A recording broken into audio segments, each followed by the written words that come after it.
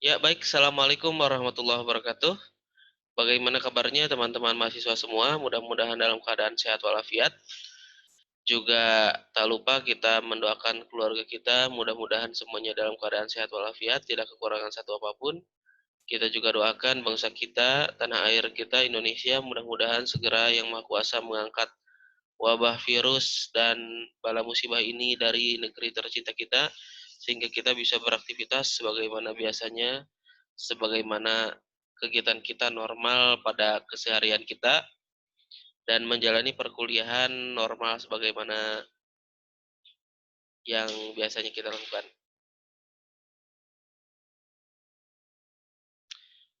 Pada kesempatan kali ini kita akan membahas tentang body language, sekaligus nanti kita juga akan sedikit membahas tentang preparation ataupun persiapan terkait dengan tugas akhir dari mata kuliah semiotika ini, ya. Untuk persiapan ujian akhir semester itu akan kita lakukan di pekan depan atau di pekan depannya lagi sebelum kita UAS gitu. Nanti ada persiapannya dulu supaya teman-teman tidak kaget gitu teman-teman semua, sehingga bisa mempersiapkan terkait dengan ujian akhir semester ini dengan sebaik-baiknya. Adapun sebelum UAS ini kita akan membahas beberapa materi sisa dari yang harus tersampaikan terkait dengan pembelajaran semiotika selama satu semester ini. Dan sebelum itu teman-teman Bapak himbau untuk persiapan mengerjakan tugas akhir dari mata kuliah semiotika ini. Nanti Bapak akan sampaikan seperti apa tugasnya. Baik teman-teman sekalian, kita akan belajar tentang body language atau dalam istilah lainnya adalah bagaimana kita menyampaikan komunikasi melalui gerak tubuh. Ya.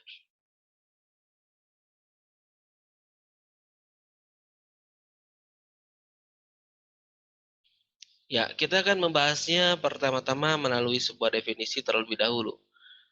Pertama, definisi tentang body language ya. Jadi bahasa tubuh ini itu dari segi definisi kita bisa bagi ke dalam beberapa bagian ya. Body language itu memenuhi kriteria postur ya, postur tubuh ataupun besar dari sebuah tubuh ya, sebuah bagan ataupun sebuah bagian, kemudian perubahan ataupun pergerakan dari badan itu sendiri ya, kemudian orientasinya ya, kemudian aksesoris yang mengitarinya ya.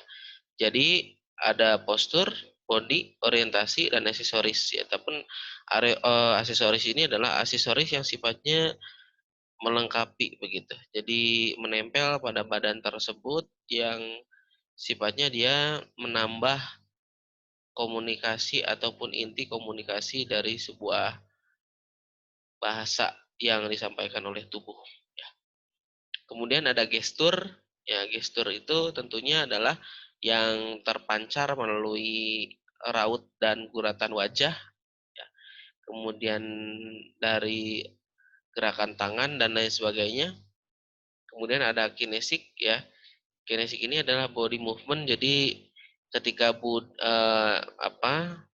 gerakan tubuh kita ini bergerak menerjemahkan sesuatu, misalkan tangan kita menerjemahkan ataupun menyampaikan komunikasi, tangan kita seolah-olah memasukkan sesuatu ke mulut. Ya, itu kan memiliki makna bahwa makan, makan, makan gitu kan ya.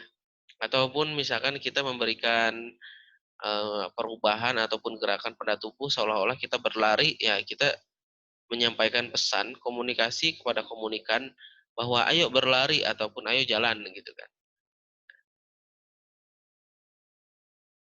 Kemudian yang terakhir adalah fisiognomik. Nah, ini adalah karakter wajah. Jadi ada yang sedih, ada yang gembira, ada yang tertawa. Itu kan karakternya udah jelas ya. Jadi kalau misalnya kita melihat karakter wajah sedang tertawa, itu tidak mungkin orang mengatakan itu sedang bersedih. Kecuali yang mungkin ada dalam sebuah drama ataupun sebuah pertunjukan teater, mungkin ya ada sebuah paradoks, keterbalikan di mana orang tertawa itu sebenarnya dia sedang sedih begitu.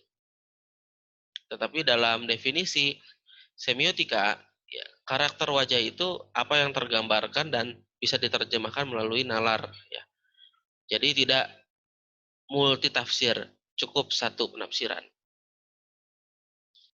Nah, teman-teman, di sini kita coba akan membahas tentang gestur ya. Jadi, gestur itu adalah penggunaan tangan atau wajah sebagai tanda dalam komunikasi nonverbal. Nah, ini ya. Jadi, tolong ini untuk diingat baik-baik. Gestur itu adalah penggunaan tangan atau wajah sebagai tanda dalam komunikasi nonverbal. Ya. Jadi binatang, orang primitif, tunarungu, tunawicara, atau orang biasa itu semuanya menggunakan gestur ini sebagai bahasa tubuhnya. Ya, binatang misalkan, binatang ketika takut, kucing misalkan sedang takut, itu gesturnya akan terlihat dan kita tahu bahwa binatang itu sedang takut. Kemudian orang primitif bahkan yang tidak mempelajari ilmu pengetahuan sekalipun, itu gestur tubuhnya itu sifatnya adalah menyampaikan informasi. Sekalipun dia tidak mempelajari ilmu pengetahuan, tetapi gestur tubuhnya menyampaikan informasi, gitu ya. Kemudian tunarungu, ya orang yang tidak dapat bicara, tidak dapat mendengar, dan tunawicara orang yang tidak dapat bicara, begitu, menyampaikan informasinya melalui gestur. Ya, kalau misalkan teman-teman lihat di fenomena hari ini, sebagaimana misalkan Gubernur DKI Jakarta dan Gubernur Jawa Barat ketika berbicara di depan publik, itu biasanya ada asisten komunikasi di sebelahnya, ya, yang tujuannya adalah untuk menyampaikan komunikasi kepada masyarakat yang tunarungu dan tunawicara. Ya, itu kan melalui gestur ya. Tangan-tangannya itu bergerak dan itu menyampaikan informasi. Ya. Kemudian orang biasa. Orang biasa pun ya baik itu yang mempelajari ilmu pengetahuan, tidak primitif, modern dan lain sebagainya, itu pun dapat menyampaikan dan dapat tersampaikan dan juga dapat menangkap informasi melalui gestur tubuh ya. Nah, adapun ya pembagiannya ekspresif gestur itu ya maksud Bapak adalah gestur itu terbagi beberapa bagian. Yang pertama adalah ekspresif gestur ya. Nah, ekspresif gestur ini kita bisa bagi menjadi yang pertama adalah biological gestur. Jadi gestur tubuh yang berdasarkan faktor biologis, misalkan ya tubuh kita itu tinggi, tinggi, kemudian tangan juga kita besar, ya tangan besar, kemudian kaki juga besar. Maka otomatis gestur-gesturnya ya itu juga akan menyesuaikan dengan faktor biologi tadi. Contohnya ya kalau orangnya tangannya besar, berotot, ketika dia meregangkan tangannya begitu ya, seolah-olah orang akan melihat, wah ini orang mau nantangin sesuatu atau mau nantangin orang berantem gitu kan. Nah, di situ kan dapat kita tangkap bahwa gestur dalam faktor biologi ini menyampaikan pesan tertentu. Itu ya. Kemudian ekspresi sesuatu. Kalau kita ada perasaan, suasana hati, tentunya ini akan tersampaikan melalui body language ataupun bahasa tubuh yang tersampaikan melalui gestur pada tubuh kita. Ya, contohnya ketika kita ada suasana hati kita sedang sedih begitu ya, sedang sedih, tentunya gestur tubuh kita akan memperlihatkan kita sedang sedih. Pak, bukannya ada situasi di mana orang itu menyembunyikan kondisi yang sesungguhnya ya, ketika dia sedang sedih, ditinggal meninggal misalkan atau sedang ada musibah apa, tapi dia harus tetap profesional misalkan ya, bekerja dan sebagainya sehingga dia menyembunyikan suasana hatinya. Iya, betul. Ekspresi pada gestur itu, ekspresi gestur pada tubuh maksud Bapak, itu memang bisa disembunyikan. Tetapi ya, umumnya orang tidak dapat menyembunyikan itu dan meluapkannya secara spontan ya. Dan itu manusiawi ya. Sehingga kita bisa mempelajari itu sebagai sebuah kajian teoritik pada kajian semiotika. Kemudian yang ketiga adalah senyum, ejek, angkat bahu, merajuk, tertawa, mengernyit. ya itu adalah bagian dari ekspresif gestur. Jadi kalau misalkan kita tersenyum, ya kemudian mengangkat bahu atau mungkin mengangkat tangan, mengepalkan tangan ke atas gitu ya. Itu adalah bagian dari ekspresif gestur.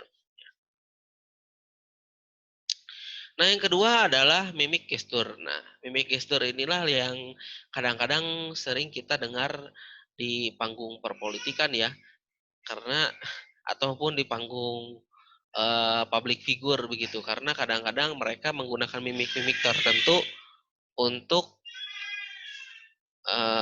menyampaikan komunikasi kepada orang banyak.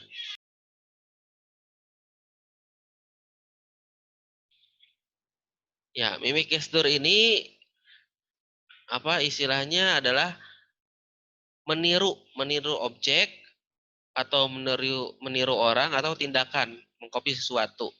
Ya, misalkan di sebelah kanan teman-teman kita lihat ya, public figure sering menggunakan mimik gestur ya. Contohnya adalah seperti komedian Tukul Arwana misalkan.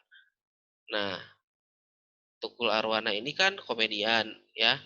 Dia ya tentunya sering banyak ya kita melihat komedian itu menirukan gerakan-gerakan ayam misalkan ataupun mimik-mimik pada sapi ya. Kalau misalkan beliau Tukul Arwana itu sering menirukan gaya-gaya ikan arwana begitu ya.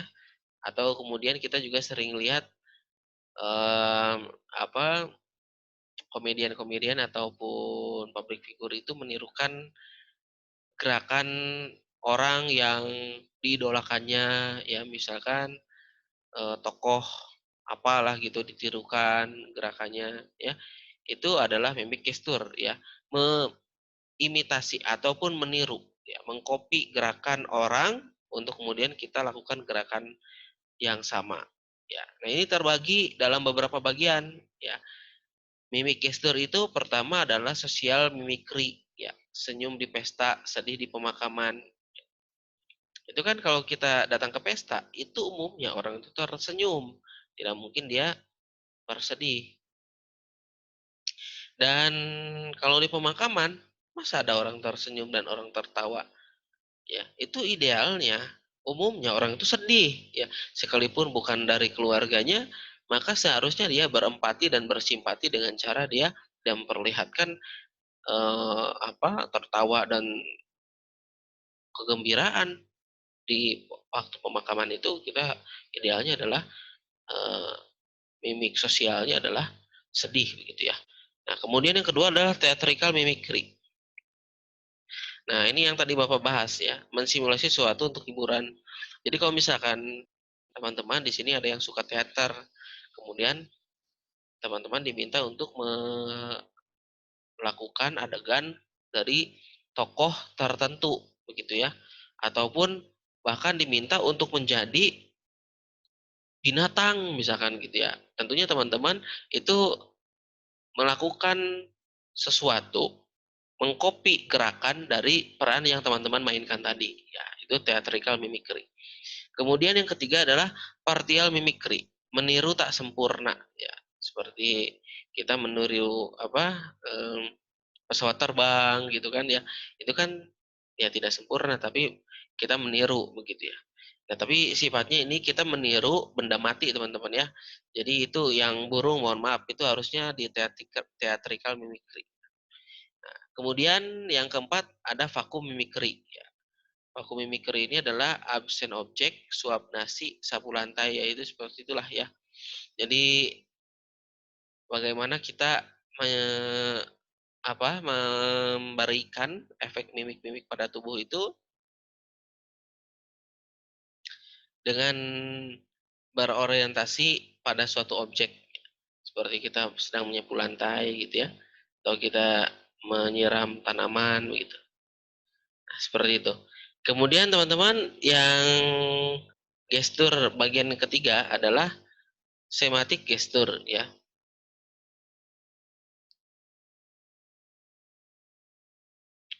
Jadi kalau misalkan kita lihat, misalkan kalau kita menarik hidung kita ya, menarik hidung kita ke atas, nah itu kan jadi seperti kalau dulu zaman Bapak waktu kecil itu katanya itu mirip Cupatkai. Jadi Cupatkai itu siluman babi pada film Sun Gokong gitu ya. Karena babi kan hidungnya begitu ya, rata ke atas. Nah, itu kan sematik gestur disebutnya. Jadi kemudian contoh yang lain misalkan kita menyimpan tangan kita di atas ya, seolah-olah seperti tanduk sapi. Nah, itu sematik gestur. Nah, kemudian yang keempat itu ada simbolik gestur. Nah, simbolik gestur ini adalah hal-hal yang dimunculkan melalui simbol-simbol, teman-teman. Jadi, kualitas abstrak yang tidak ada ekuivalen dalam dunia objek dan gerak, ya. Ditambah ide dan mood, gitu ya. Jadi, misalkan, itu kan ada gambar ya, tangannya, jari telunjuk dan jempol itu bulat, gitu. Itu kan tanda oke, gitu ya. Oke, gitu kan. Kalau di Amerika itu bisa berarti oke, setuju, siap, gitu kan. Di Tunisia uniknya itu bisa berarti saya akan membunuh kamu, gitu kan. Dan uniknya ketika di Jepang itu artinya adalah tentang uang. Jadi kalau misalkan apa yang kamu maksud? Gini tandanya ya, tangannya dia begitu. Ah, itu berarti maksudnya adalah uang. Itu kalau di Jepang seperti itu. Jadi ketika di Amerika, Tunisia, Jepang, dan mungkin di Indonesia itu bisa berbeda makna. Ya, simbolik gestur ini. Tetapi kalau misalkan Indonesia nampaknya biasanya suka mengikuti gaya-gaya Amerika ya. Jadi ketika di Amerika misalkan seperti swear gitu ya. Swear deh. Itu swear itu kan swear gitu ya. Itu sumpah gitu ya. Itu kan bahasa Inggris. Tapi kemudian masuk ke Indonesia jadi swear. Swear bukan swear gitu ya. Yang artinya ya udah sumpah gitu kan. Nah, itu sering masuk ke dalam budaya kita gitu. Nah, itu kan kita lihat lagi contoh yang lain ya, jempol ke bawah gitu ya. Itu bisa berarti tanda tanda jodoh ya. Kemudian kita apa? Menunjuk kening gitu kan, tanda pintar atau tanda berpikir. Kemudian tunjuk kening miring ya, jempol telunjuk kita tuh miring di jidat kita gitu ya. Itu tanda gila gitu, atau sedeng gitu kan kalau bahasa Sundanya itu. Nah, itu kan semuanya bersifat cultural bond. Jadi itu bersifat kembali pada dasar budaya yang dipakai di sana. Jadi teman-teman tidak bisa mengartikan ya apa yang dipahami di Indonesia dengan di negara lain, sehingga kadang-kadang kita kurang sensitif pada masalah ini ya. Padahal teman-teman kita harus toleransi dalam masalah ini ya, dalam masalah budaya ini kita harus toleran dalam artian kalau misalkan di negara lain, di budaya lain yang seperti ini tidak bisa diterima, ya sudah kita jangan melakukan itu ya supaya apa? Menghargai perasaan orang lain gitu ya. Dalam artian budaya ya. Nah, kemudian ada technical gesture. Ini digunakan secara terbatas untuk kegiatan khusus dan kegiatan spesialis. Ya, jadi ini sangat spesial dan tidak umum digunakan, tidak umum ada ya. Misalkan di studio televisi ya, jempol gesek tunjuk itu sama dengan oke ya. Tanda silang leher itu artinya cut. Jadi kalau misalkan teman-teman nih mempelajari ataupun syuting sebuah video ya. Jadi ada video misalkan,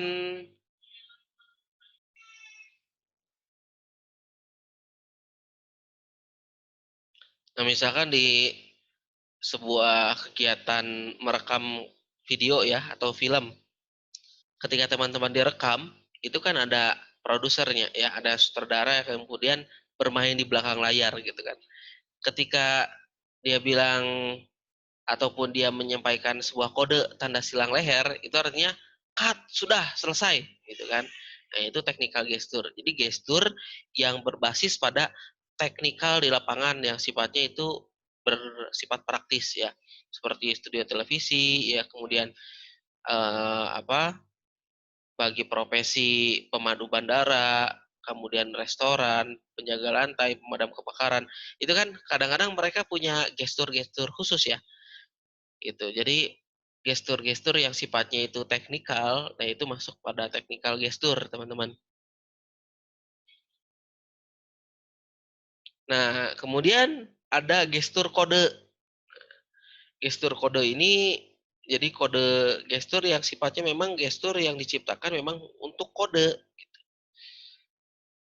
Dan ini berdasarkan formal system, artinya adalah hal yang berlaku umum dan dimengerti secara formal ya. Kemudian sistem yang terencana. Jadi direncanakan. Misalkan ya, Bapak bilang sama kalian, kalau tangan Bapak naik ke atas dua-duanya, ya tangan Bapak mengacung ke atas dua-duanya sambil mengepal, itu adalah kode agar kalian semuanya naik semuanya ke lantai atas, gitu kan? Atau kalau misalkan dalam dunia sepak bola ya, kalau ketika ada corner ya, sepak pojok, kemudian penendang sepak pojoknya itu mengangkat kedua tangannya ke atas, itu artinya dia menendang bola jauh dari gawang gitu. Kalau misalkan tidak mengacung ke atas, itu berarti dekat ke gawang. Jadi supaya bersiap teman-temannya itu. Ya, seperti itu ya. Kemudian ada structural signaling system, yaitu kan sifatnya sama seperti planet system, hanya berbeda saja. Nah, contohnya seperti tangan-tangan yang ada di sebelah kanan itu ya. Itu kan ada kode seperti apa? Mengap, mencengkram, yaitu semuanya memiliki apa? Arti tersendiri. Dan umumnya gestur kode ini digunakan juga di tunarungu ataupun tunawicara. Ya, jadi kalau misalkan ingin menyampaikan, oh marah-marah atau sedih-sedih, itu kan biasanya menggunakan gestur kode seperti ini. Nah, bahasa tubuh juga bisa menyampaikan sebuah pesan bahwa orang yang ingin menyampaikan pesan tadi itu sedang tidak tertarik, sedang bosan, sedang tak sabar, sedang mungkin mengejek, ya, menolak, tak nyaman, itu kan bisa tersampaikan melalui bahasa tubuh ya. Memang tidak tersampaikan secara lisan, tetapi tubuhnya menyampaikan itu. Ya, contohnya seperti kita sangat senang akan kedatangan teman kita di kelas misalkan. Ya mungkin lisan kita tidak menyampaikan saya senang kamu datang, tetapi tubuhnya itu menyampaikan pesan bahwa dia sangat senang gitu temannya datang. Ya itu salah satu dari sekian banyak kegunaan dari bahasa tubuh ya. Jadi tanda tak suka gitu kan, atau tanda suka gitu kan. Atau mungkin tanda ancaman ya, tunjuk ya, unjuk tinju, pegang leher. Teman-teman kalau misalkan ada yang berbicara kepada teman-teman sambil menunjuk, itu bagaimana perasaan teman-teman? Seperti diintimidasi, intimidasi ya. Kemudian sambil mengepalkan tinju, itu juga seperti mengintimidasi begitu. Kemudian obscene sign ya. Itu seperti hal-hal yang sifatnya negatif ya. Jadi kalau misalkan itu apa dilakukan itu orang jadi nggak nyaman. Kemudian tanda yang menyatakan feminim atau maskulin. Gender sign. Jadi istilahnya kalau misalkan laki-laki itu seperti apa, misalkan duduknya rapat, yaitu adalah tanda perempuan, misalkan kemudian duduknya terbuka, itu adalah tanda bagi laki-laki, seperti itu ya. Kemudian rambut cepak, ya itu laki-laki. Kemudian rambut panjang, itu adalah perempuan, gitu kan ya. Jadi kalau misalkan ada yang rambutnya sangat panjang, bahkan sampai pinggang itu kan idealnya orang akan umumnya orang akan melihat itu perempuan, tapi ada juga laki-laki yang bahkan rambutnya sampai pinggang begitu kan. Nah, itu kembali kepada faktor keumuman. Kemudian kalau misalkan kita melihat ada orang menggunakan sepatu hak tinggi, itu kan umumnya adalah tanda-tanda, perempuan begitu ya, karena ketika laki-laki menggunakan itu sangat tidak biasa sekali sebagai sebuah tanda gender begitu kan. Kemudian laki-laki misalkan menggunakan celana, perempuan menggunakan rok, itu kan tanda-tanda yang bersifat gender. Dan lain sebagainya, masih banyak ya. Selain yang tertulis di depan, dan yang seperti teman-teman ketahui itu masih banyak ya. Apalagi kalau misalkan kita mengkaji dari silang budaya. Jadi kita mengkaji dari budaya yang sifatnya tidak kita lihat sehari-hari. Misalkan kita melihat budaya dari negara lain, kita melihat budaya dari suku dan budaya lain.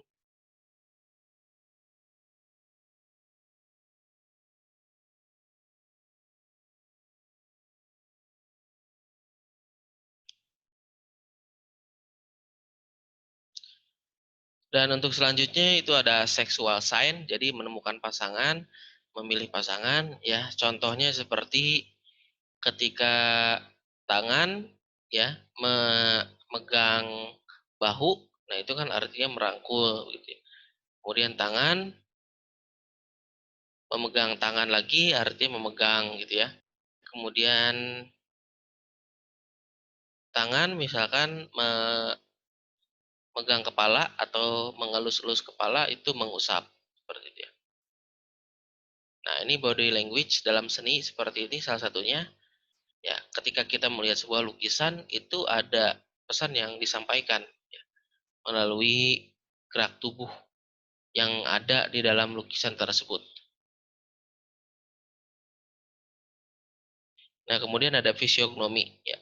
Itu adalah ekspresi wajah karakter. Jadi kalau misalkan teman-teman melihat karakter kucing dalam sebuah ilustrasi ataupun karakter orang dalam sebuah ilustrasi, maka teman-teman itu akan melihat sebuah emosi yang disampaikan melalui gambar tersebut. Ya.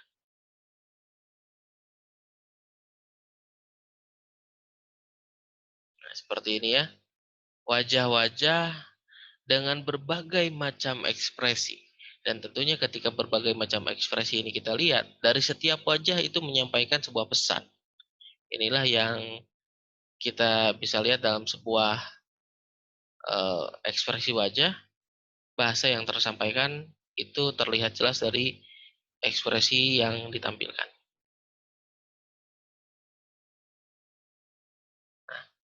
Ini semuanya adalah foto-foto yang diambil dengan ekspresi wajah yang datar.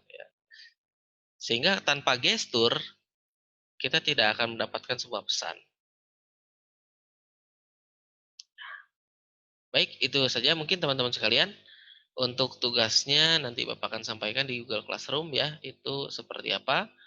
Dan mungkin itu saja yang bisa Bapak sampaikan. Silakan kalau ada yang ingin ditanyakan, bisa ditanyakan di kolom komentar. Kita akan diskusi bersama-sama. Terima kasih banyak, kurang lebihnya Bapak mohon maaf. Mudah-mudahan cukup jelas. Wassalamualaikum warahmatullahi wabarakatuh.